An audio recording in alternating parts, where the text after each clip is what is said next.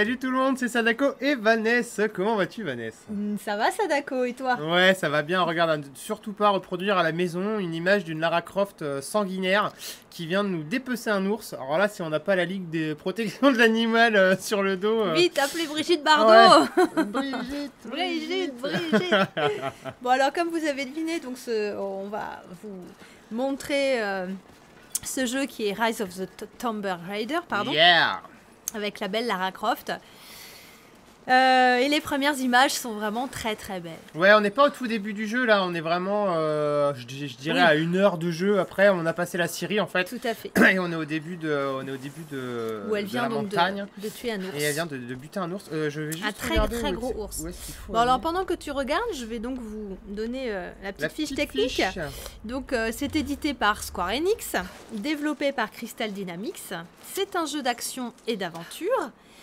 Il est sorti le 11 octobre 2016 sur PS4, mais il était aussi en 2015 sur Xbox One, Xbox 360 et en début 2016 présent sur PC. Ouais, début 2016, hein, la version Steam. C'est ça. Donc en fait, comme prévu, la version PS4 est la dernière version à sortir. Il n'y aura pas de version PlayStation 3 pour ceux qui nous avaient demandé l'année dernière. Tout à fait. La PlayStation 3 est une console finie maintenant depuis 2 bonnes années, on va dire. Oh oui. Donc voilà, il n'y aura pas de version PS3.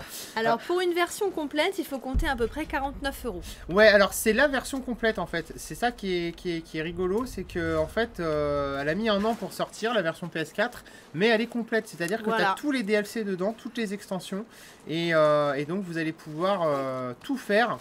Même quelques petits trucs bonus qui n'existaient pas dans la version Xbox 360 et PC, comme notamment le manoir des Croft au PlayStation VR. Ça, c'est très sympa à faire. Voilà, voilà. As-tu quelques questions? Oui, de quoi oui, allons-nous parler? Je suis subjuguée par la beauté que j'y perds ma petite fiche. Donc on va parler des généralités. Donc on va pas recommencer en entier le jeu que beaucoup de personnes connaissent et qu'on a déjà aussi on a déjà parlé, présenté 25 millions de fois. Si on a fait cette vidéo ce soir, c'est pour vous montrer les graphismes. Ouais, surtout. De la version PS4. Voilà, alors... Et plus particulièrement de la PS4 Pro. La version PS4 Parce que c'est vrai que l'image entre le PS4 et la PS4 Pro sont vraiment... ouais, c'est très différent. Très différent. Voilà, c'est pas non plus une révolution, mais c'est très différent. C'est comme si vous passiez en fait de graphismes normaux à presque ultra. On peut dire que Rise of the Tomb Raider, je pense pas qu'en ultra sur PC soit beaucoup plus beau que ça. Je suis désolé, je suis juste coincé, je sais pas trop où faut aller là-bas, mais à mon avis j'ai fait une bêtise, j'aurais pas dû descendre. Il fallait rester près de l'ours, mais je sais plus du coup comment où est-ce on y qu'il va. est, l'ours? Il faut prendre ce câble. Alors attends, faut que j'aille par là. Et on a le temps. De toute façon, je vais attendre qu'il fasse bien jour avant de vous montrer un petit peu de quoi ressemblent les... Enfin, pour vous montrer les différences graphiques entre les différents... Oui, parce que là, on voit pas bien forcément. Là, non, là c'est un peu brume, plus... c'est plus dans le noir. C'est la nuit. Donc voilà. Donc sinon, en termes de généralité, c'est ce que tu disais, Vanessa, on va pas se retester encore le jeu dans son intégralité. On vous renverra aux vidéos qu'on avait fait. Je crois que c'était avec Speedy à l'époque de Rise of the Tomb Raider. On l'avait testé sur Xbox 360 et Xbox One. On avait aussi fait une version de la version PC, une vidéo de la version PC, donc je pense que côté Rise of the Tomb Raider, vous avez plutôt de quoi largement vous faire un avis chez nous sur playerone.tv. Donc voilà. Au niveau des graphismes, alors Vanessa, tu fais bien de le dire que nous sommes sur une PS4 Pro. Oui. J'ai fait le jeu une première fois sur... Enfin, je l'ai pas fait une première fois, mais j'ai rejoué sur PlayStation 4 normale. La version PlayStation 4 normale est un poil plus jolie que ce qu'on avait sur Xbox One, pour la simple et bonne raison bien que tu as des effets supplémentaires, tu as moins d'aliasing et tu as une finesse, parce que je crois que le jeu tournait en 900p sur Xbox One et là il tournait en 1080p sur PS4. Donc autant dire que les différences elles sont pas flagrantes non plus, hein. C'est juste un poil plus joli, c'est un poil plus fin, mais c'est pas non plus un truc de ouf. Et ah oui, c'est qu'il fallait que je retourne dans la grotte tout simplement, je crois. Et attends, il va nous le dire, ouais c'est ça. Et donc c'est surtout sur PS4 Pro qu'on va voir de grandes différences, puisque vous allez avoir 3 modes d'affichage différents.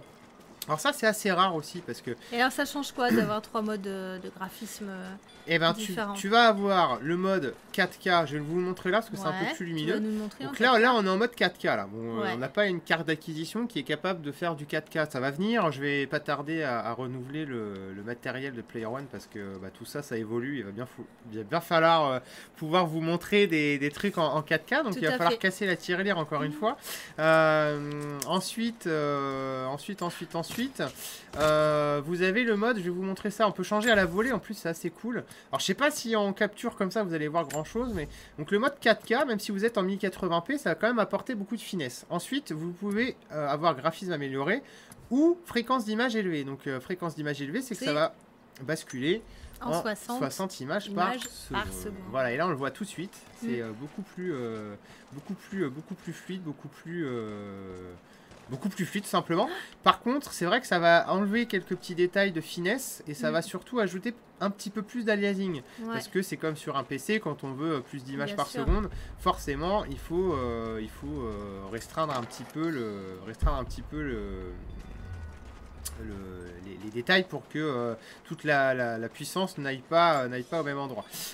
Donc là on est en mode 60 images par seconde, on va progresser un petit peu et tout à l'heure je vous montrerai sur un plan fixe ce que ça change en mettant le graphisme amélioré. Et là tu vas avoir en fait des choses qu'on ne voit pas sur un écran 4K, c'est ça qui est assez drôle. Ah tiens. On a joué avec Vanessa chez Sony, au QG de Sony France, à Rise of the Tomb Raider sur un écran 4K. Et il y a des choses qu'on voyait pas quand on mettait en graphisme amélioré. Donc là c'est un peu plus éclairé, donc je vais vous montrer ça. Hop, donc là on va repasser en 4K, résolution 4K. Et là vous voyez, c'est un peu moins, il y a moins de détails, tu vois, ça brille moins, il y a moins de, c'est moins joli tout simplement, c'est pas moche mais c'est moins joli. Non, c'est beaucoup moins joli. Et là on va repasser en graphisme amélioré. Et là ça va être beaucoup plus joli. Voilà, tu vois, ça rebrille, ça scintille, c'est plus lumineux. C'est plus réaliste. C'est plus réaliste, il y a plus de détails et... Oh my god. Mais par contre, on est en 30 images par seconde. Voilà. Donc après, c'est à vous de voir si vous voulez vraiment quelque chose de plus beau ou de plus fluide. C'est un petit peu le problème, selon moi, qui arrive, le problème du PC qui arrive sur console. Parce que jusqu'à présent, on adorait tous mettre la galette et puis jouer et puis pas se préoccuper de tout ça. On avait ce qu'on avait, mais on l'avait. Alors que là, vous avez un petit dilemme à faire. C'est très joli. Et ouais, c'est très beau. Et personnellement, moi, je préfère me mettre en graphisme amélioré pour Rise of the Tomb Raider. Surtout sur un écran 1080p. Sur un écran 4K, la question se pose pas. Mettez-vous en résolution 4K. Alors que sur un jeu comme ça, c'est pas obligatoire d'avoir des 60 images par seconde. L'eau doit être froide. Elle doit être froide, je pense. J'allais dire une connerie, mais je vais me taire.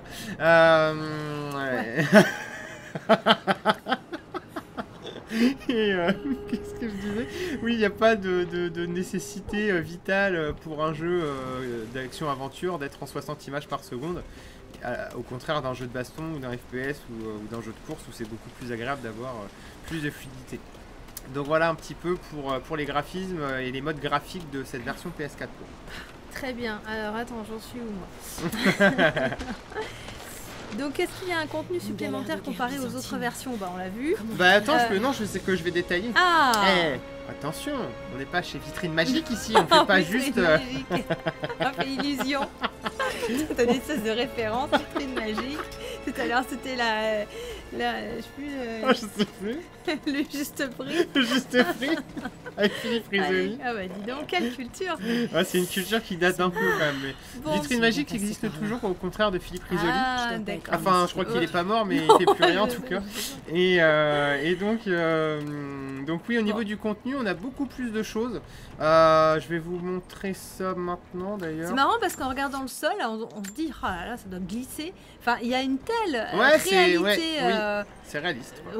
Virtuelle, réalité visuelle, pardon, que Bah oui, on a l'impression qu'elle va glisser, qu'elle peut se casser la gueule. Bon d'ailleurs elle se casse la gueule souvent dans le jeu, mais bon ça c'est une autre histoire.